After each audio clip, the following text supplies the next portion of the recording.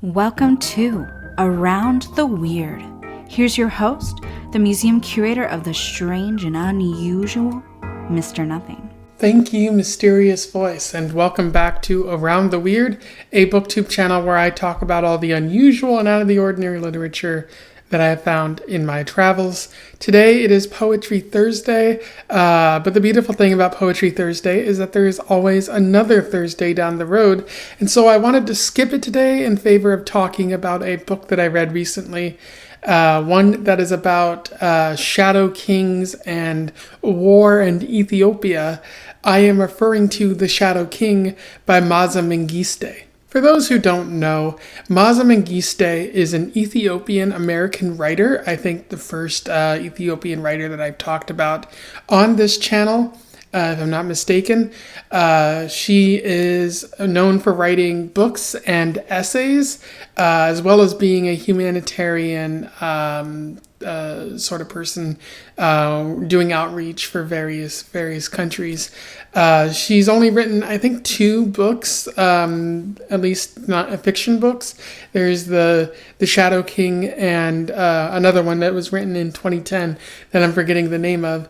But if The Shadow King is any indication, I would like to check out her first book, just to see if it's of similar quality, because, spoiler, I did enjoy The Shadow King despite the many flaws, or not many, but a few flaws here and there that I encountered that weren't exactly to my liking. It's not a terrible book, it's not a bad book, it's just stuff on my end that I wasn't a fan of.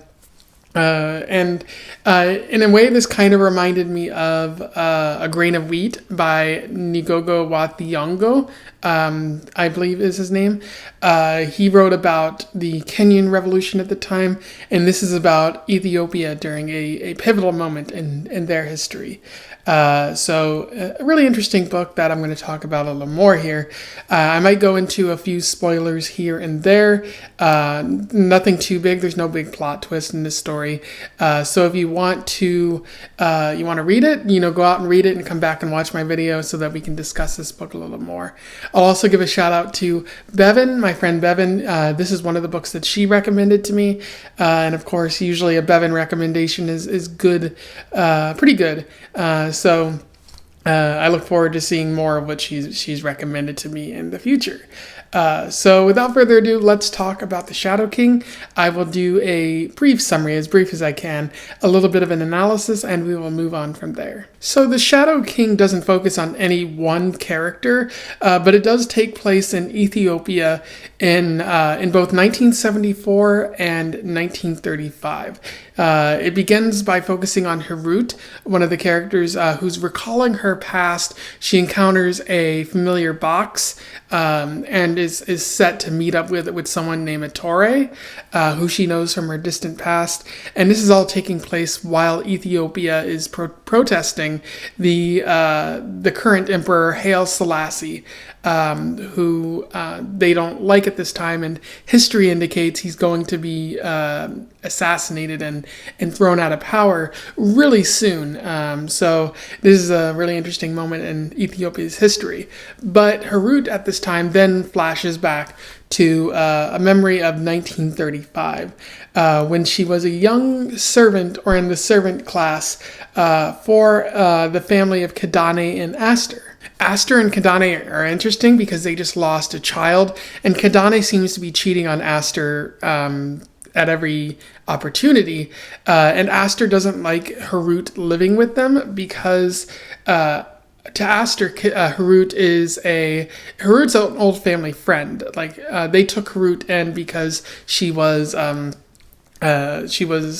what's the word? Like her parents died, and they promised they would take care of Hirut for Gedi and her parents. So, but Hirut is still an opportunity for Kidani to cheat, and indeed he does have sex with her. He rapes her at several points throughout the story, and I don't think Aster knows, or if she knows, she's very frustrated about it and can't really do anything about it because of how Ethiopian society is structured.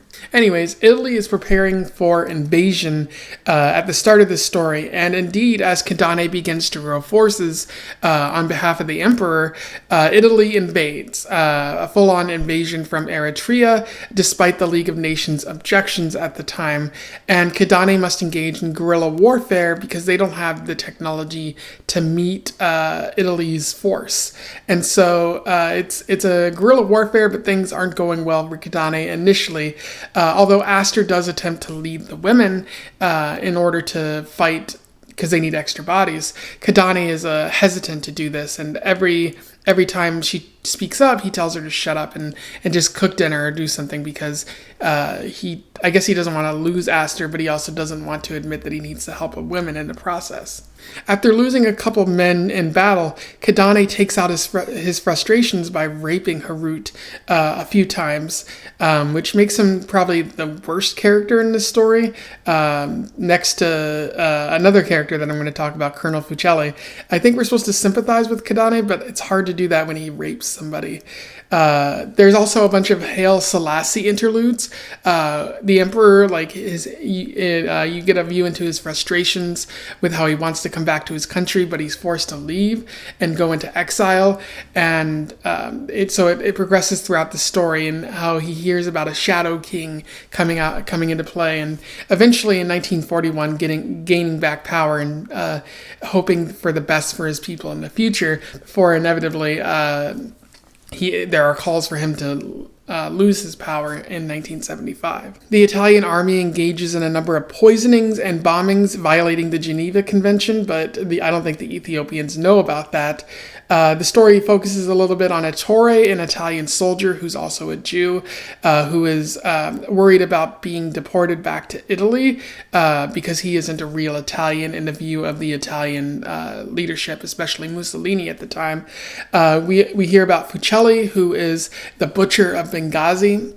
I think he's a fictional character who's based on real people, but he is constantly angry about how the Italian army seems to be forsaking him, and how he wants the love of a woman, so he's constantly sleeping with Ethiopian prostitutes and protecting Ettore the best he can, because he's like his right hand man, and he doesn't want to have to ship him off back to Italy to be deported and sent to prison camps or anything like that. Without much to do, Kidani decides to turn one of his soldiers, Menem, into the Shadow King, because he kind of looks like Haile Selassie. And because the internet doesn't exist at this time, people just go along with it. And there's rumors of the emperor hiding out in the hills, which motivates the people and brings inspiration, leading to them willing to fight more. At one point, Sifu, whose child was killed by Fucelli, sneaks into the camp and basically emasculates Fucelli to the point where his ego is wounded throughout the rest of the story. A prison camp is built to house the prisoners, but Fucelli says that he's not going to keep any prisoners there. He just throws them off the mountain that they're on, which is again genocide, and it makes it hard to really like Fucelli, no matter what struggles he's dealing with internally. And Tori has to deal with all this by taking pictures of the prisoners and knowing that they're going to die eventually. And so he's complacent in this, and he has to deal with that, along with the fact that he has a struggle with his father. Aster and Hirut are taken prisoners after a big battle, and they have their photos taken in prison. Ettore and Hirut develop somewhat of a companionship, although she deeply despises him for him being an invader in her country. But Aster and Hirut don't give in, and eventually they're able to escape. There is another ambush led by Kidani and seemingly led by Emperor Haile Selassie, along with thousands of Ethiopian soldiers. And in the process, Fucelli and Kidani both die. And the story then flashes forward to 1941, where Emperor Selassie comes back into Ethiopia, and things are looking good thanks to help from the British in their North African campaign. And then the story then flashes forward to 1975, where Hirut and Ettore confront one another. And Ettore is very nervous, and Hirut basically says, "Get out of my country." The emperor shows up out of nowhere, and Hirut's like, "This man is an invader." And so she gives Hirut back the box that he hid in the story that was filled with belongings from his father. And Hirut ends up escorting the emperor back to the palace, and that's about where the story ends there. In terms of analysis, I think one of the bigger characters of the story is Ethiopia and Ethiopia's history.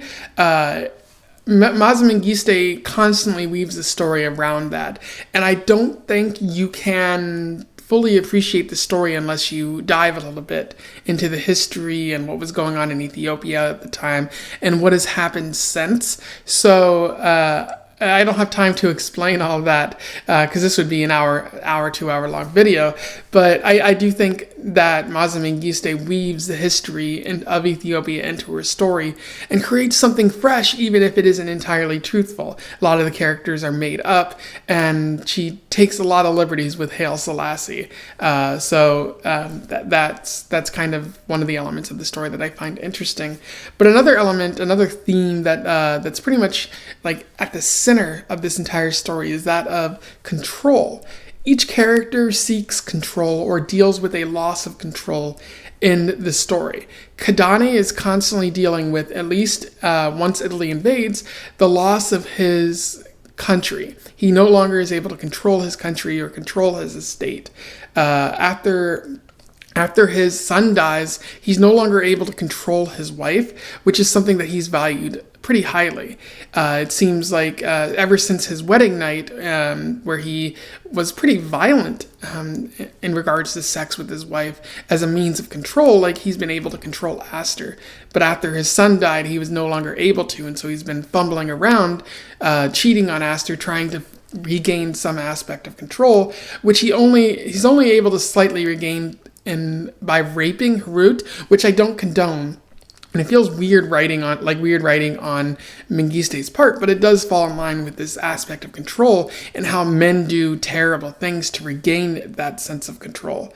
It happens with Hirut in this story too. She loses control of a family heirloom, a rifle, and she's trying to fight to regain it, acting out in a number of ways, basically refusing to break in front of the Italian prisoners or Italian soldiers when she's in prison, which I think is due to the fact that that's the only sense of control she has, and so not breaking is a sign of defiance, but also a way for her to have something of her own. There's another interesting quote from this I would like to read to you. Hirut struggles to keep pace. Her limbs feel disjointed, out of balance. She has not felt in command of herself since the first time Kidani came for her. Her body has not been her own, and she has found herself unsure at times of what it is that propels her forward from daylight to night. And there you get that sense of the loss of control and what it's doing to these characters, throwing them out of whack, making it very difficult for them to understand what to do next. And so Kidani's only, solution to this is to rape somebody, to engage in a prime, sort of like a primitive act right there by just taking control of women. And I do think for a lot of the men, they react violently when they lose control, largely in part to Ethiopians' patriarchal society, that they've been told that they're in control for so long, and the moment they lose it to another man or even to a woman, they react pretty violently by smacking a woman, by fighting, by being pretty abrasive in nature towards women or towards other people. And I find that very interesting, how Maaza Mengiste gets that base instinct to assert your control through any means necessary. And what happens when people in a patriarchal society, people who are told, like, you're in control for a long time, like, when you lose that control, you don't know what to do. It especially happens to Carlo in the story. The interesting thing about Carlo is midway through the story, he's attacked by an angry Ethiopian who views him as responsible for the loss of his son, which the Italian army did do. And what he does is he basically strips Fucelli naked while he's in his tent and insinuates that he's going to kill him, but he doesn't do it because he feels that if he did kill Fucelli, it would just make the Italian army mad and they would react with more violence. But doing this just makes Fucelli react with more violence, starting by throwing people off cliffs, off mountains, and I think that's a good example of that loss of control, because when another man comes to Fucelli, strips him naked and makes him feel as he makes other women feel, like, he doesn't know how to respond to that. Like, there's two ways you could respond to that. You could accept that you are part of a patriarchal society that treats women like this every day and work to change that society, but Fucelli's not going to do that. Or you could react with violence and try to shun that thought as far away as possible, because accepting it is impossible for you. And that's what happens to Carlo. He pretty much shuns that thought and is guided by that rage until the moment he dies later in the story. And so one question is, do any of these characters regain that sense of control? Carlo, no, he dies. Kidane, no, he dies as well. Hirut, it's arguable that she regained some sense of control through her actions by becoming a military woman, but you could argue that she still exists in this patriarchal society that they eventually try to overthrow with Haile Selassie's deposing. So maybe she does regain that some sense of control, but it doesn't happen through this war she participates in. There's a reckoning that needs to take place at the end of the story that only comes through confronting the emperor. Another thing that Maaza Mengiste talks about is class differences. So it's pretty clear that Ethiopian society exists on a sort of class structure. You have the emperor at the top, followed by the nobles, followed by the land-owning people, followed by, the lower class merchant types, and then at the bottom you have the slave class or the lower classes, so people who don't have as many rights or privileges as the people at the very top. And I think Maaza Mengiste is trying to call attention to that, especially at the beginning of the story, because the Italians drop leaflets that indicate that if the slave class, if they join the Italians in their fight, then they will eventually free the slave class. They will no longer be under the foot of the emperor and the nobles and the landowning elites, which is a nice promise and has been done many times in many different wars. But is that actually going to happen? Judging by history and judging by what was happening in Europe in 1935, I think it's pretty clear to say they're not going to actually free the Ethiopians or make life better for them in any possible way. It's shown in the story because Carlo Fucelli views these Ethiopians as savages and is willing to throw them off cliffs. They're not even worth keeping in prison or giving a real ceremonious kind of death of any sort. So I think the people who join the Italians are viewed as wrong in the story because they don't understand that the Italians are not going to give them what they're hoping to get. That said, I do think that that the other aspect of it, that the class differences are big and that they're a problem in this story. Because Aster, as being married to Kidane and having these landowning privileges, like, she's part of the elite, and I don't think she recognizes that through the story. There's this idea of trying to unite Ethiopia, and maybe after we fix our problems, or with the Italians, we can fix other problems. But I don't know if that's actually what happened in history after the Ethiopia managed to kick out Italy. And I don't think Maaza Mengiste understands this either, that because there are a couple characters in the story who are lowly slave types, servant types even, and they're made to be seen as wrong because they're like, oh, why don't we just join Italy helped them out. Why don't we just walk away? And it's kind of seen as like, oh, they're in the wrong here because, again, Italy would never actually free them. And there's a need to unite Ethiopia. But how do they know that?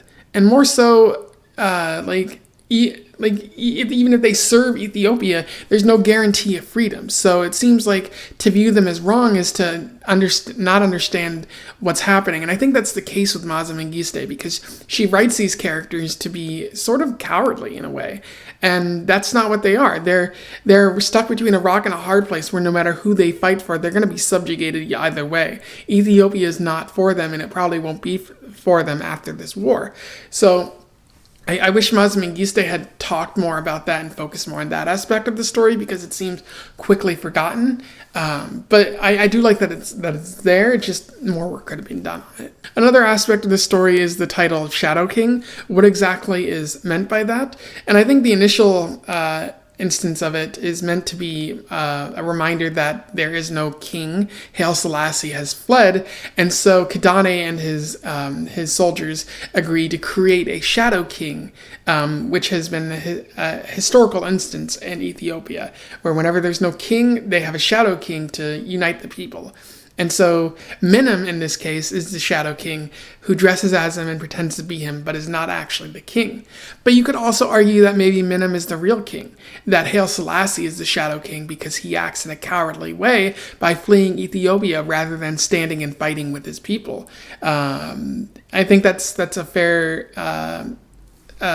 view of the story. Because it seems like Maaza Mengiste wants us to sympathize with Haile Selassie, but by fleeing the country and doing as little as possible to help your people, you can't really help anybody from London, from England, living in the United Kingdom. The people of Ethiopia need you to be in Ethiopia, and the real emperor couldn't do that. But Hirut also refers to the Shadow King as in plural. I think she says Shadow Kings are the people who were the Shadow King. And I think in that case, you could argue that everyone is the Shadow King. Everyone who took the time to get involved in the war and fight for their country and do what needed to be done, even though it was hard, they are the Shadow King. They are more than the emperor. They are what kept the country going when it looked like it was done for.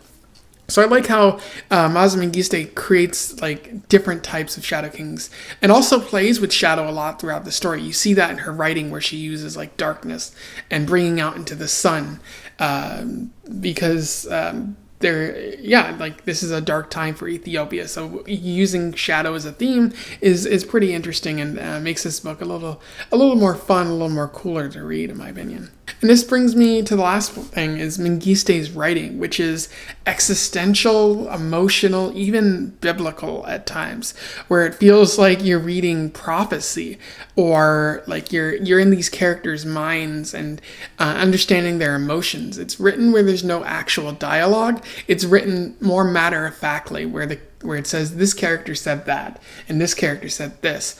And you would think it would get tiring after a while, and maybe it does a little, but not too much. I think it stays for as long as it needs to, and you end up with a pretty amazing sort of epic kind of saga in a way, where like the way that Mengiste describes these happenings feels larger than life and feels appropriate for war, because in a war, like simple explanations, simple descriptions wouldn't do.